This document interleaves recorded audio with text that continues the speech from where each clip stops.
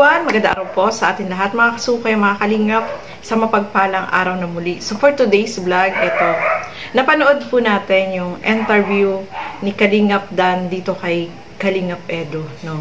So bibigyan po natin na reaction video yan. Pero bago natin simulan, huwag niyo pong kakalimutang mag-subscribe. Bal Santos Matubang, Kalingap Rob, at Edna Vlogs.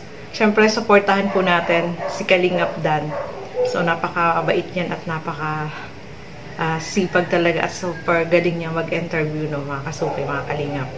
So, syempre, supportahan nyo rin po yung aking YouTube channel, Gandang Emmy. Sa mga hindi pa po nakapag-subscribe dyan, please subscribe and please hit the notification bell para lagi po kayong updated sa aking mga ina-upload na mga reaction video. So, tara, simulan na po natin.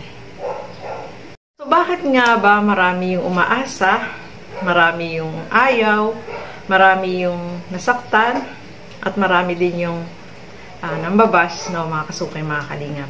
So, alamin natin ano ba yung katotohanan dito. So, panoorin po natin ang video na ito. Welcome to my channel.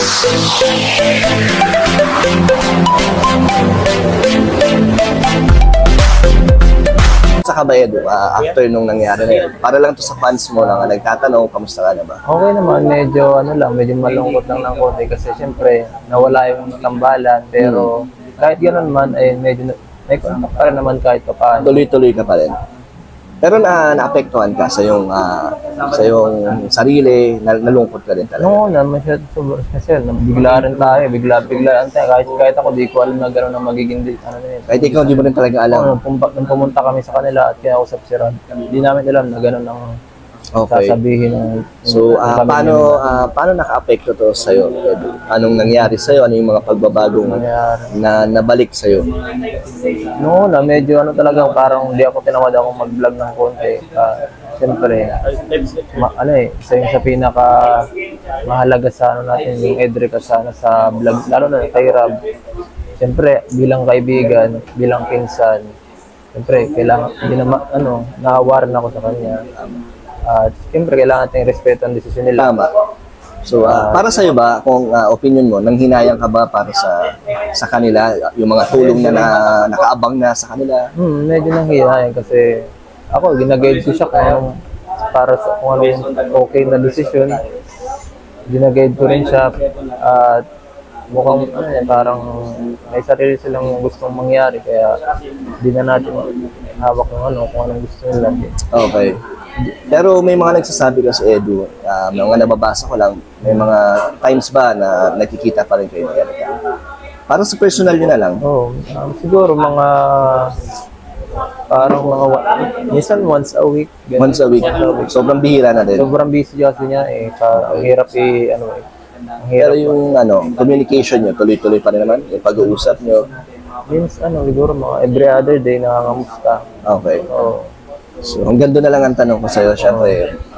So, ayan nga po mga kasukay, mga kalingap, no? Narinig natin si Kalingap Edo. Pero, i-congratulate muna natin si Kalingap Edo dahil ngayong buwan na to is talagang meron siyang, may nag-viral siya na video. Ito yung tungkol kay Arjen, no? Yung kanya na vlog. So, first time na 5 months ago daw nakalipas, bago uli siya nagkaroon ng ganyan. Kadami na views, no, mga kasukay, mga kalingap. Kami yung mga nagsusuporta kay Kalingap Edo dahil dun sa nangyari, no, nabiglaan, mga kasukay, mga kalingap. At marami yung nagmamahal dito sa kanya. No? Although nawala na nga yung Edrica, dahil syempre may gusto silang mangyari. Yun nga, sabi ni Kalingap Edo, may gusto silang ibang mangyari. Kaya, yun, biglaan, syempre nakakagulat, lahat tayo ay nagulat at hindi natin inaasahan, especially si Kalingap Rob, di ba? So, ang maganda lang naman dyan po mga kasukay, mga kalingap, is kahit papaano is may communication pa sila.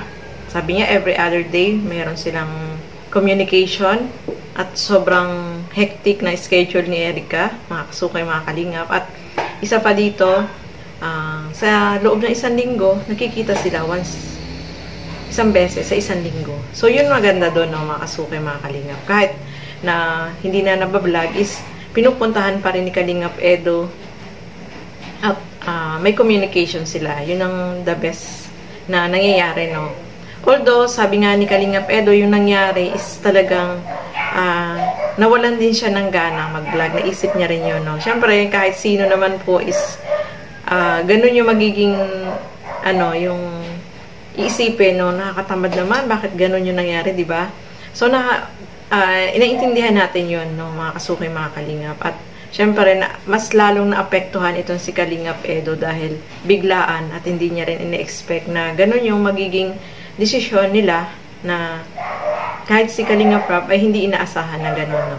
So, pero tapos na po yun, mga kasukay, mga kalingap. At sabi nga ng iba, move on na.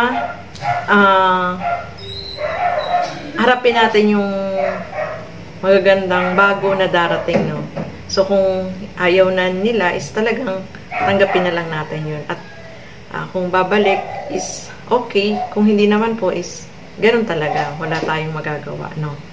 So, si Kalingap Edo is talaga ngayon is yung kanyang channel ay nag-grow, mga kasukay, mga kalingap. At congratulate po natin yan dahil sa suporta ng mga nagmamahal sa kanya, mga kasukay, mga kalingap. Congratulations kay Kalingap Edo, no? Talagang ngayon, ang dami po ng views niya, no? Marami yung nagsusuporta at nagmamahal sa kanya, no? At talagang nagpupursige siya doon sa mga tinutulungan niya at meron siyang bagong tinutulungan. Yung po ayun si RJ na nagpa-viral sa kanya ngayon. Marami yung nanood, no? Dito sa kanya at tuloy-tuloy pa rin po, no? Sana ngayong buwan na to is mas dumami pa yung views ng channel ni Kalingap Edo.